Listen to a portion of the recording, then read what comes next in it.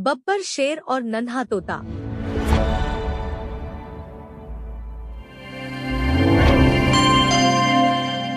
घने जंगल में बब्बर नाम का एक ताकतवर शेर रहता था। वह बहुत घमंडी था और हमेशा खुद को जंगल का सबसे बुद्धिमान और शक्तिशाली प्राणी मानता था। जंगल के सभी जानवर उससे डरते थे और उसकी आज्ञा का पालन करते थे। एक दिन जंगल में मिठू नाम का एक नन्हा तोता आया। वह बहुत चतुर और निडर था। उसने देखा कि शेर बिना किसी कारण के बाकी जानवरों को डराता और सताता रहता था। यह देखकर मिठू को बहुत बुरा लगा। उसने सोचा कि उसे इस घमंडी शेर को सबक सिखाना चाहिए। अगली सुबह मिठू उड़ता हुआ शेर के पास गया और बोला, शेर राजा, आप ताकतवर तो हैं, लेकिन क्या आप सच में सबसे बुद्धिमान हैं? शेर को यह सुनकर बहुत गुस्सा आया। उसने गरजते हुए कहा, मैं न केवल सबसे ताकतवर हूँ बल्कि सबसे बुद्धिमान भी हूँ। कोई मुझसे जीत नहीं सकता।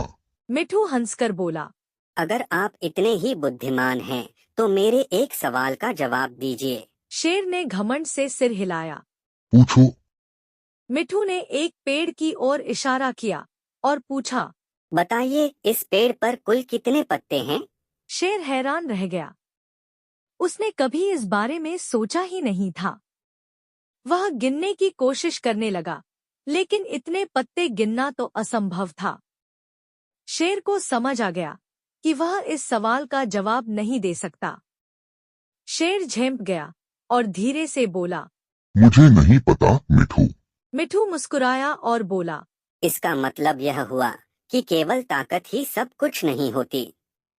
असली ताकत ज्ञान और समझदारी में होती है। शेर को अपनी गलती का एहसास हुआ। उसने मिठू से माफी मांगी और वादा किया कि वह अब कभी किसी को डराएगा नहीं। उस दिन के बाद जंगल में सभी जानवर खुशी से रहने लगे और शेर भी पहले से ज्यादा समझदार और दयालु बन गया। शिक्षा: घमंड करने से कोई बड़ा नहीं बनता। असली ताकत ज्ञान और समझदारी में होती है।